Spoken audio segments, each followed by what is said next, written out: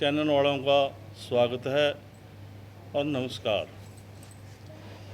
ऐसे है कि मैं जगदीश कुमार कश्यप, वासी बरवाड़ा, डिस्ट्रिक्ट पंचकूला।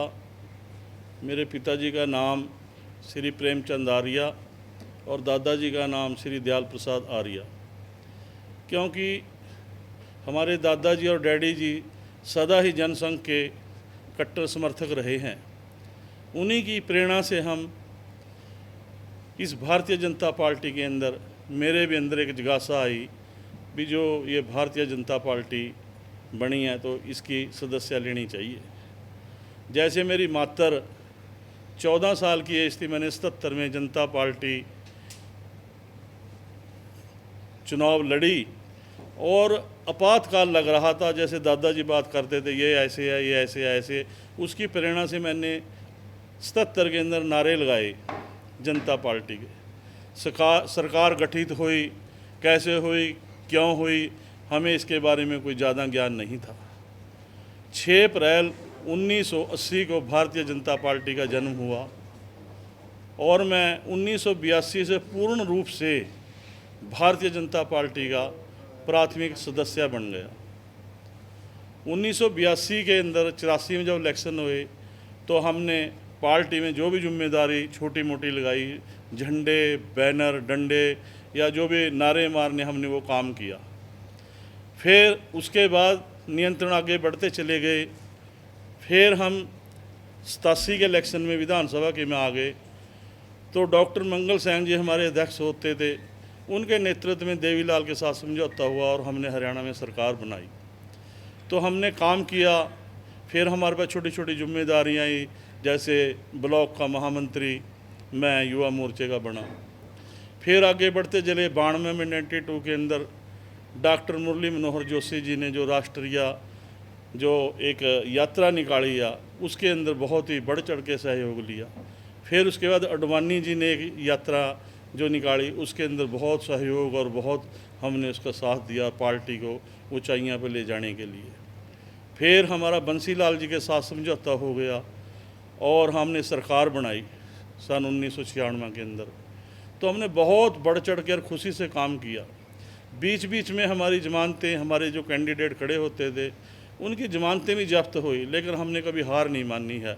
हमने ये कहा भी एक दिन हम ज़रूर यानी भारत के अंदर यानी केंद्र के अंदर एक बहुत बढ़िया यानी सफल मैंडेट के साथ हम सरकार बनाएंगे। तो हमें वाजपेयी जी आए, आगे नियंत्रण हमारे पास जो भी संगठन ने जिम्मेदारी दी, हम उसको नियंत्रण लिया। उसके अंदर राम मंदिर का मुद्दा भी आया और राम मंदिर के मुद्दे के अंदर हमने ब्लॉक स्तर के ऊपर जो हमारी ड्यूटी लगी भी शिला पूजन करना है। हमने प्रत्येक गांव के अंदर 5 शिलाओं का हर एक गांव के अंदर पूजन करवाया, उनका प्रांदे बांध के, और फिर वो अयोध्या जी को हमने ईंटें भेजी। फिर पत्थर तैरने का दिखाया गया समंदर के अंदर कैसे अभी जैसे हिंदू को जागृत करें हम। फिर हमने पत्थर भी वहाँ पे अपने ब्लॉक स्तर के ऊपर सारे ब्लॉक में घुमाए, सिर्फ 4 लोग होते थे। फिर उसके बाद हमारे पास कूपन का आया 100 रुपये का, तो इतना पैसा इकट्ठा करा हमने ब्लॉक के अंदर।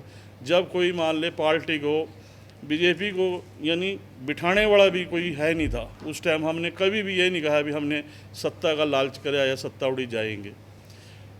तो हमने राम मंदिर के ऊपर भी मुद्दा किया है जम्मू कश्मीर के अंदर। फिर डोडा के अंदर जब पंडितों का 18 का नरसंहार हुआ तो वहाँ पर भी हमारे ड्यूटी लगी। तो हमने धरना प्रदर्शन वहाँ पे भी किया, विरोध किया। मैंने बलखण में वहाँ पे बहुत गलत तरह के नारे वहाँ के सरकार के ख़िलाफ़ मारे, मुझे रोका भी गया, मैं रुकया नहीं वहाँ पे। हमारा बहुत स्वागत हुआ, हमें बड़ा उत्साह थे भी हमें एक दिन केंद्र में भी हरियाणा सरकार में सफल सरकार बनाएंगे। फिर लाल चौक के ऊपर झंडा चढ़ाने का जो काम था, तो एक बस बरवाड़ा ब्लॉक के जिम्मे लगाई थी, चंडीगढ़ से, मनी माजरा से और ओल्ड पंचकुला से, कालका से 37 लोग टोटल बस में थे। उन 37 लोगों में थे मैं अकेला एक था, जगदीश कुमार कश्यप। और जिस टाइम चंडीगढ़ क्रॉस करे हम मिलिट्री ने रोक लिए। उन्होंने कहा कि अब बस नहीं आगे ले जा सकते, आप काफ़िले के अंदर जाएंगे और बसों को आने दीजिए। जैसी बसों का काफ़िला आया और हमारे साथ सिक्योरिटी आगे पीछे लगी फ्लोर के ऊपर, यानी हमारी बसों के ऊपर गोलाबारी भी हुई है। हमने जान की परवाह ना समझते हुए भारतीय जनता पार्टी के यानी लगे रहे और इसको पूरा भरपूर वोट नोट सपोर्ट अपनी मेहनत हमने चलते रहे। और वहाँ पे जिस टाइम हम वहाँ लखनपुर बॉर्डर पर पहुँचे तो हमें वहाँ पे गिरफ्तार कर लिया, भी आप आगे नहीं जा सकते। हमारा शीघ्र नेतृत्व मुरली मनोहर जोशी, वाजपेयी जी, सिकंदर बख्श जी, राजमाता सिंधिया जी और सूरजभान जी बाई एयर के से लाल चौक पे, मोदी जी वहीं पे पहलियों गए हुए थे। मोदी संगठन में थे जब उनके ऊपर संगठन का जिम्मा था, तो श्रीनगर पे झंडा भी फहराया और बड़ी आन बान शान से यानी ढोल नगाड़ों के साथ हम नाचते हुए आए। फिर ठाणमा से हमें फिर नियंत्रण आगे चलते रहे। 4 में हमारी जमानतें जब्त हुई, 9 में इलेक्शन लड़े, हमने हार नहीं मानी, हमने पीछा मुड़का नहीं देखा। फिर 14 में सरकार हमारी केंद्र में आती है पहले, और फिर हमारी हरियाणा में सरकार आती है। तो हरियाणा में सरकार जिस टाइम आ गई तो उसके अंदर क्या हुआ भी कहीं से ऐसे ऐसे बंदे छांट करके आए जो पुराने कार्यकर्ता थे, उनके साथ अनदेखी करते चले गया संगठन। मैंने बार बार संगठन को अवगत कराया, श्री ज्ञानचंद गुप्ता जी को भी अवगत कराया भी संगठन का काम ठीक नहीं चल रहा है, इस पर नियंत्रण करो। मुझे दुख है रहा भी मैंने पार्टी को यानी अपने खून से सींचा।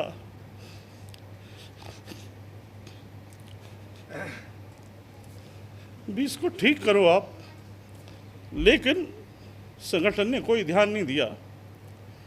जो चापलूसू नेता थे वो सारे ने ज्ञानचंद गुप्ता को घेर लिया और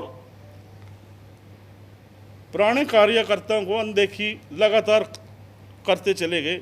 जैसे वो केंद्र से ही मंत्री आया एयरपोर्ट पे तो हमारा कोई लिस्ट में नाम नहीं। कोई केंद्र से मंत्री आया, ड्राइंग रूम में चाय पिला के बाहर चला गया, हमें कानों कान खबर भी नहीं। हम अपमानित होते चले गए। ऑल ओवर हरियाणा की बात भी कर रहा मैं, मेरे साथी और भी बहुत है जो मान ले अपमानित हुए। तो मैं ये कहना चाहता हूँ इस आपके चैनल के माध्यम से भी, इतना हमने काम करके, इससे तो बहुत ज़्यादा किया है हमने भी। जो मान ले अब किरण चौधरी आ गई, किरण चौधरी मान ले जिसने तो शाम के अंदर 40 साल मेरे वर्ग कार्यकर्ता ने वहाँ पे काम किया, और आज किरण श्रुति चौधरी को टिकट दे दिया, उसको राज्यसभा भेज दिया। तो वहाँ के कार्यकर्ता के घर में तो ना दीवा बंद कर दिया, इन्हें बुझा दिया, तो उसके मन पे क्या बीतेगी। हमारा जो हक था, संवैधानिक पद भी थे, मान सम्मान की बात भी थी। जब भी कहीं मुख्यमंत्री जी को मिलने जाते हैं तो मान ले वहाँ से मान ले ऐसे ही निराशा हाथ लगती थी। जो बंदे कभी भी पार्टी में घेर घेर के, जैसे जिंदल आ गया, उसको बोलते हैं कोले का दलाल है, फलाना ढिमका है, उसको टिकट दिया गया, हमें दुख है इस बात का।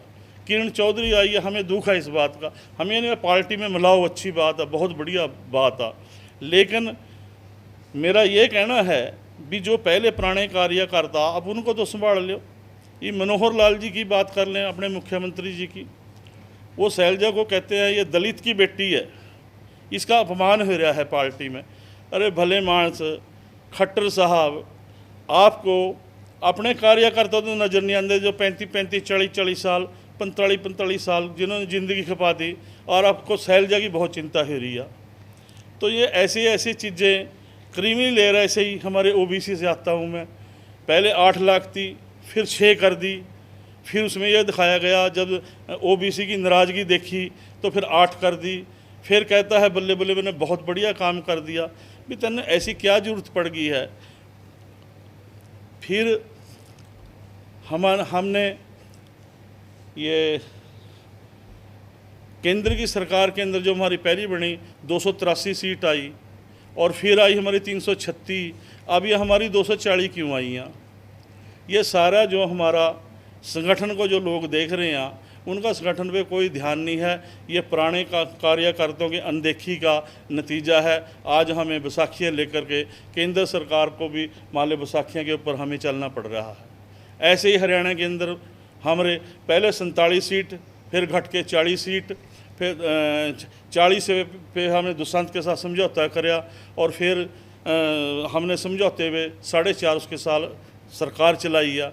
तो मेरा कहने का ये मतलब है भी आज मैं बहुत बड़े मन और दुख के साथ इस नतीजे पे पहुंचा हूं भी जे मेरा ये मान सम्मान नहीं हुआ तो मेरे ओबीसी समाज का भी इसके अंदर मान ले अपमान करा गया है। इन्होंने मान ले मैंने 45 साल लगा लो, 10 साल ये बेमिसाल गए हैं और 35 साल मैंने संघर्ष में ज़िंदगी गुजारी है। अपनी सारी ज़िंदगी मैंने इस पार्टी के अंदर लगा दी और कोई एक पैसे का भी अपने ऊपर कोई दाग नहीं है भी हमने कहीं से भी कोई पार्टी का मान ले किसी तरह हम पार्टी को देने वाले में थे, भारतीय जनता पार्टी को लिया, इससे कुछ नहीं है। लेकिन जो बंदे इसमें चौधरी बन गए संगठन में वो कहते हैं भी हम ही हम हैं। उसके अंदर हमें गुस्से से मान ले लगा लो या उपेक्षा से लगा लो, जो हमारा अपमान हुआ है, मेरे ओबीसी समाज का अपमान हुआ है, ठीक है। जो जिम्मेदार हैं हमने वक्त वक्त पे इनको बताया है कि भाई सुधर जो, हमने इस संगठन को दुरुस्त कर दो, लेकिन हमारी बात नहीं मानी गई है। मुझे दुख के साथ कह रहा है कि मैं प्राथमिक सदस्य थे और इसे भारतीय जनता पार्टी से मैं मुक्ति चाहता हूं और मैं त्यागपत्र देता हूं। सभी का धन्यवाद। ये नाराजगी का कारण क्या रहा आपका? भाई ये बात समझ में नहीं आई है जी कुछ। आपने इतने साल काम किया पार्टी, मैं सबसे बोला है जी। ज्ञानचंद गुप्ता आपको आज अभी कुछ देर पहले भी आपके घर पे थे, ना कोशिश कर रहे हैं, तीन फेरी गए जी मेरे घर पे। मेरा केस बहुत मजबूत था जी। मैंने उनको कहा था अभी मैंने कुछ नहीं चाहिए, मैंने ना मिलना नाराजगी ना टिकट से मेरा कोई नहीं, मैंने इलेक्शन के बारे में सोचा ही नहीं है जी। ये मैंने तो ये था भी गुप्ता जी जो पुराने बंदे हैं उनका मान सम्मान होना, जैसे मुख्यमंत्री जी आ रहे हैं। आपको स्टेट में हाँ, मैं प्रदेश कार्यकारिणी पहले आपकी नाराजगी की वजह सिर्फ आपकी अनदेखी, आपके लोगों की अनदेखी। हाँ बिल्कुल बिल्कुल। ज्ञानचंद गुप्ता जी सिर्फ ठीक है, मेरा केस इतना मजबूत था, मेरे केस की पैरवाई नहीं हुई है क्योंकि जो बाहर से बाहरी लोग आए, अब नाम क्या लेना आपको पता ही है, वो मान ले सीधे कोई चेयरमैन लगा, किसी को कुछ लगा। जो पुराने बंदे हैं जिन्होंने इतना टाइम खपा दिया, हमने कोई परवाह नहीं समझी है, पैसा कमाया अपने कारोबार से, इनको खड़ा कराया। बीजेपी वाले को तो कोई घुसने नहीं देते थे गांव में। एक मैं शख्स था जो मैं ले के इनको गांव के अंदर एक घर के अंदर, ये डॉक्टर साहब बैठे हैं जगदीश जी, मैं गुप्ता जी को इनके घर में लेके गया, ये मेरे मित्र हैं जी। फिर ये मामचंद जी खड़े इनके, यानी एक घर के अंदर मैं इतना मान ले मैंने पार्टी के लिए सदा ही मान ले अपनी माँ समझ करके पार्टी को मैं सारा अपने कारोबार भी पैसा कमाना और पार्टी के अंदर इन्वेस्टमेंट करना मैंने पार्टी को दिया है। मेरे साथ बात कर ले कोई टेबल पे बैठ के, और के साथ आप शामिल होंगे? देखो अभी हम मीटिंग करेंगे जी, जैसे भी कोई साथी दिशा निर्देश बैठ के होएगा फिर उसके बाद भी